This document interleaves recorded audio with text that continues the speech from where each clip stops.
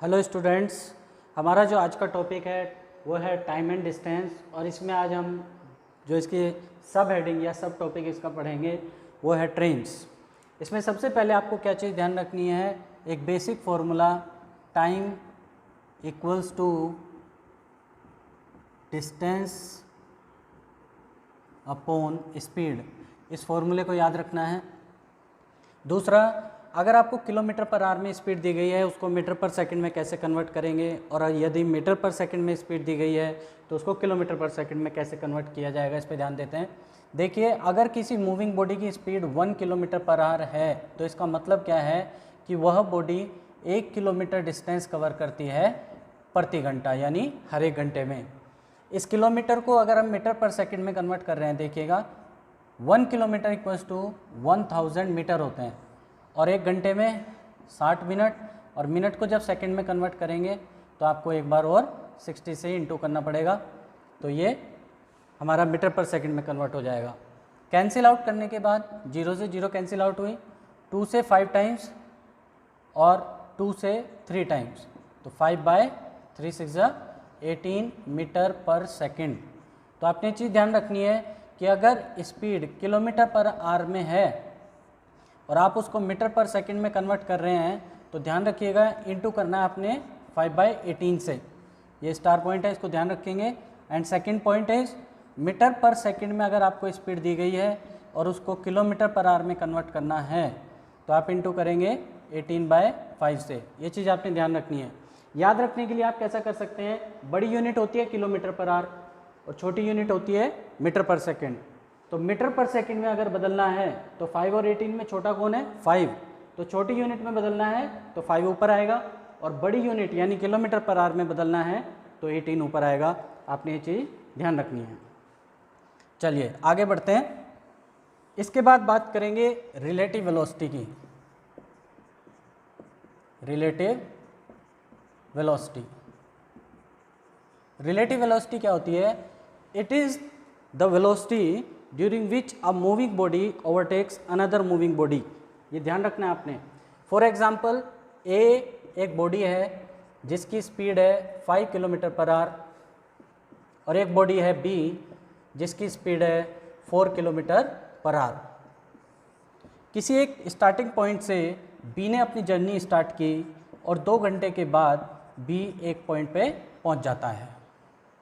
2 घंटे बाद ए ने इसका पीछा करना स्टार्ट किया with a speed of 5 kilometre per hour, और बी कितनी स्पीड से चल रहा है, 4 किलोमीटर पर आवर की। अब बी को चलते हुए क्योंकि 2 घंटे हो चुके हैं तो हर घंटे कितना जाता है ये, 4 किलोमीटर, तो 2 घंटे में जाएगा ये 8 किलोमीटर। यानी जब ए ने बी का पीछा करना स्टार्ट किया तब बी स्टार्टिंग पॉइंट से 8 किलोमीटर दूर जा चुका था। अब हर घंटे ये 4 किलोमीटर चलेगा बी और ये चलेगा 5 किलोमीटर, यानी ए हर घंटे 1 किलोमीटर बी के पास आता रहेगा। तो ऐसे में 8 किलोमीटर इसको इसके पास आना है, यानी इसको ओवरटेक करना है, तो कितना समय लगेगा, 8 घंटे का। तो सेम चीज़ हम यहाँ से निकालते हैं। देखिएगा, टाइम इक्वल्स टू होता है, वही फॉर्मूला लगाया हमने, डिस्टेंस अपॉन स्पीड। तो इन दोनों के बीच में डिस्टेंस कितना है, 8 किलोमीटर का। लेकिन इफेक्टिव वेलोसिटी जिसके कारण ए ने बी को ओवरटेक किया वो क्या होगी, वो होगी 5 - 4 that is 1 kilometre per hour. तो इस वजह से ए जो है वो बी को 8 घंटे में पकड़ लेगा। तो आपने ध्यान रखना है ए और बी किधर जा रहे थे, सेम डायरेक्शन में। तो when the two bodies are moving in same direction, in that case relative velocity is the difference of their velocities. ये आपने ध्यान रखना है। ये तो कब की बात हुई, सेम डायरेक्शन की। And when the two bodies are moving in opposite direction, जब ये विपरीत दिशा में जाएंगी।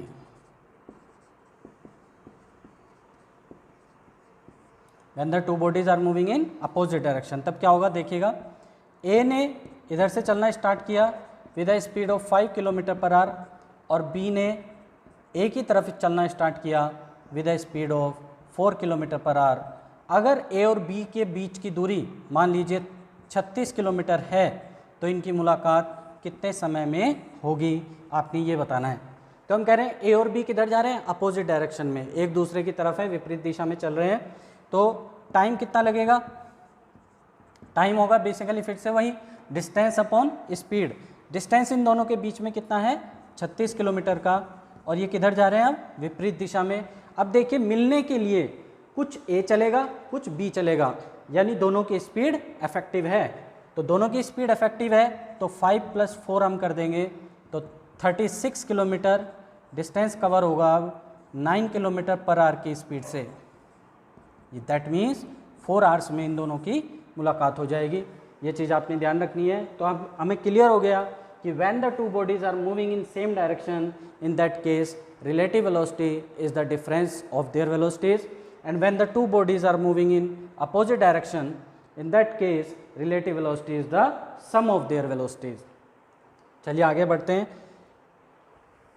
अब समझेंगे कि कोई भी दो बॉडी जिनकी कुछ लेंथ होती है वो एक दूसरे को किस पोजीशन पे ओवरटेक करती है, और फास्टर मूविंग बॉडी को स्लोअर मूविंग बॉडी को ओवरटेक करने के लिए कितना डिस्टेंस कवर करना होता है।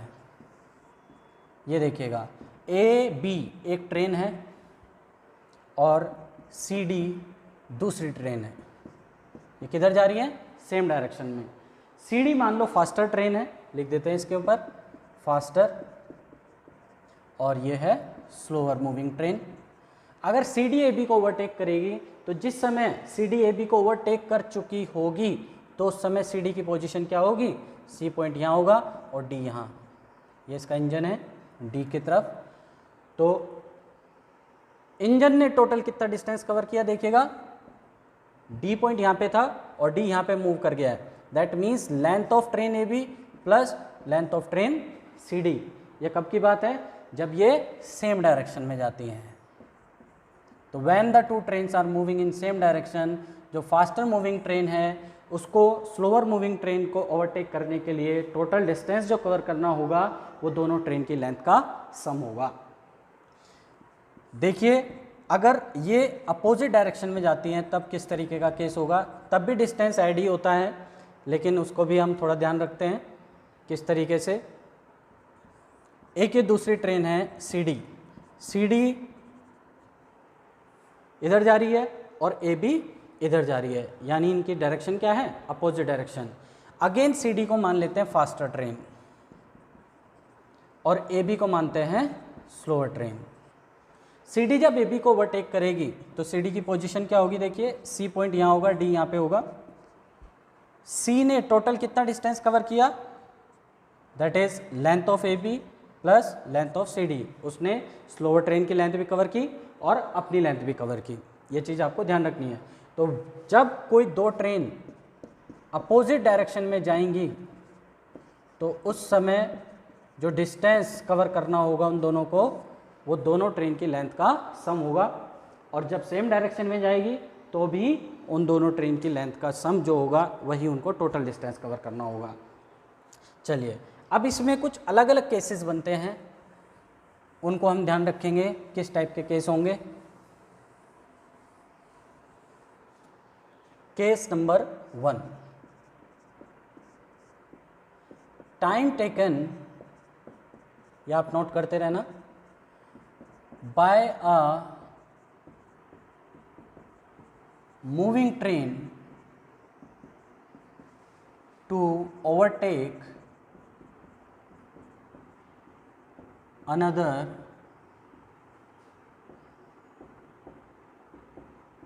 moving train. अब देखिए आपने टाइम निकालना है, और टाइम क्या होता है, distance upon speed. Time taken by a moving train, कैसी ट्रेन है, मूविंग ट्रेन है, और अनदर मूविंग ट्रेन को इसने ओवरटेक करना है। तो तब डिस्टेंस कितना कवर करना होगा, दोनों ट्रेन की लेंथ का सम, sum of the length of two trains divide by speed. कैसी होगी देखिए, रिलेटिव वेलोसिटी। आपने ध्यान रखना है कि दोनों ट्रेन सेम डायरेक्शन में मूव कर रही है या अपोजिट डायरेक्शन में। और रिलेटिव वेलोसिटी का कंसेप्ट वहीं पे यूज होगा जहाँ पे दोनों बॉडीज मोशन में होंगी। देखिए पहली ट्रेन भी मोशन में थी, दूसरी ट्रेन भी मूविंग है, तो आपने ध्यान रखना है। Case number 2, time taken by a moving train to overtake a moving point object। अब मूविंग पॉइंट ऑब्जेक्ट ऐसा होगा, ब्रैकेट में लिख लेते हैं हम, मैन, कार, एक्सेट्रा। इस तरीके के कुछ ऑब्जेक्ट हो सकते हैं। माना कोई आदमी दौड़ रहा है ट्रेन के बगल में, या कोई कार चला रहा है, साइकिल भी इसके अंदर आ सकती है। डिस्टेंस कितना ट्रेवल करना होगा? देखिए अगर ये पॉइंट ऑब्जेक्ट है और इधर से ट्रेन आती है लेट्स से ए बी, और ए बी इस पॉइंट ऑब्जेक्ट को ओवरटेक करती है, तो ए बी की पोजीशन क्या होगी? ए पॉइंट यहाँ पे आ जाएगा और बी यहाँ पे। दैट मीन्स ट्रेन ने जो पॉइंट ऑब्जेक्ट को ओवरटेक करने के लिए डिस्टेंस ट्रेवल किया है वो सिर्फ ए बी की लेंथ है। तो यहाँ पे डिस्टेंस क्या होगा? Length of train divide by relative velocity. Relative velocity क्यों लिख रहे हैं? क्योंकि पॉइंट ऑब्जेक्ट की लेंथ तो कुछ नहीं होगी, बट वो मूविंग पॉइंट ऑब्जेक्ट है, मूविंग पॉइंट ऑब्जेक्ट है, इस वजह से उसकी अपनी कुछ स्पीड होगी। तो आपने कंसिडर करना होगा कि आदमी जो है वो ट्रेन की डायरेक्शन में जा रहा है, ये पॉइंट ऑब्जेक्ट जो है ट्रेन की डायरेक्शन में है या अपोजिट डायरेक्शन में। इन चीज़ों पे आपने ध्यान देना है। Case number 3, time taken by a moving train to cross या ओवरटेक स्टेशनरी पॉइंट ऑब्जेक्ट। अब देखिए पॉइंट ऑब्जेक्ट अब कैसा हो गया? स्टेशनरी, यानी रुका हुआ पॉइंट ऑब्जेक्ट है। जैसे कोई ट्री हो सकता है, कोई आदमी है, या कोई कार रुकी हुई है, एक्सेट्रा, ऐसे कुछ ऑब्जेक्ट। तो टाइम कितना लगेगा? Time is basically again distance upon speed. अब डिस्टेंस कवर करना कितना है? लेंथ ऑफ ट्रेन के बराबर, क्योंकि ऑब्जेक्ट तो पॉइंट ऑब्जेक्ट है। Length of train divide by, अब ऑब्जेक्ट कैसा है? ऑब्जेक्ट ऐसा है स्टेशनरी, तो उसकी स्पीड कुछ नहीं होगी, बट ट्रेन की स्पीड जरूर आएगी। तो length of train divide by, यहाँ पे हो जाएगा स्पीड ऑफ ट्रेन। ध्यान रखना आपने हर जगह रिलेटिव वेलोसिटी का कंसेप्ट नहीं लगाना है। रिलेटिव वेलोसिटी का कंसेप्ट वहीं पे यूज होगा जहाँ पे दोनों बॉडीज मोशन में होंगी। अब थर्ड पॉइंट के बारे में बात करते हैं। थर्ड केस क्या होगा इसमें?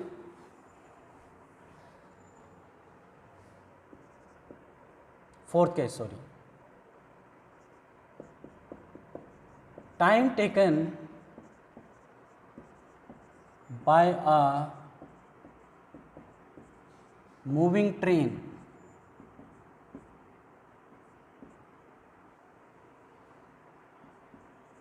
to cross stationary objects, to cross stationary objects having some length, जिनकी अपने आप में कुछ लेंथ है, having some length। कैसे ऑब्जेक्ट होंगे? कौन से ऑब्जेक्ट हो सकते हैं वो? जैसे टनल, ब्रिज, आपका कोई ट्रेन हो सकती है, कोई रुकी हुई ट्रेन है, प्लेटफॉर्म हो सकता है, एक्सेट्रा। ऐसे ऑब्जेक्ट जिनकी अपने आप में कुछ लेंथ है, बट कैसे ऑब्जेक्ट हैं? स्टेशनरी ऑब्जेक्ट्स हैं। कैसे? हैविंग सम लेंथ, जिनकी कुछ लेंथ है। तो अगेन टाइम कितना लगेगा? Distance upon speed. अब डिस्टेंस यहाँ पे कितना कवर करना पड़ेगा? क्योंकि टनल की भी कुछ लेंथ होगी और ट्रेन की भी कुछ लेंथ होगी, तो यहाँ पे डिस्टेंस दोनों की लेंथ ऐड हो जाएगी। Sum of the length of train and object. Divide by, अब रिलेटिव वेलोसिटी का कंसेप्ट नहीं आएगा क्योंकि स्टेशनरी ऑब्जेक्ट्स हैं, सिर्फ स्पीड ऑफ ट्रेन आएगी, रिलेटिव वेलोसिटी का कोई यूज़ नहीं होगा यहाँ पे। तो इस तरीके से ये 4 केसेस आप अप्लाई करके ट्रेन के कंसेप्ट को के जो क्वेश्चंस आते हैं उनको आप बेसिकली आसानी से सॉल्व कर सकते हैं। उम्मीद करता हूँ कि आपको ये वीडियो पसंद आई होगी। अगर आपको वीडियो पसंद आई है तो लाइक, सब्सक्राइब एंड शेयर करना ना भूलें। Thank you.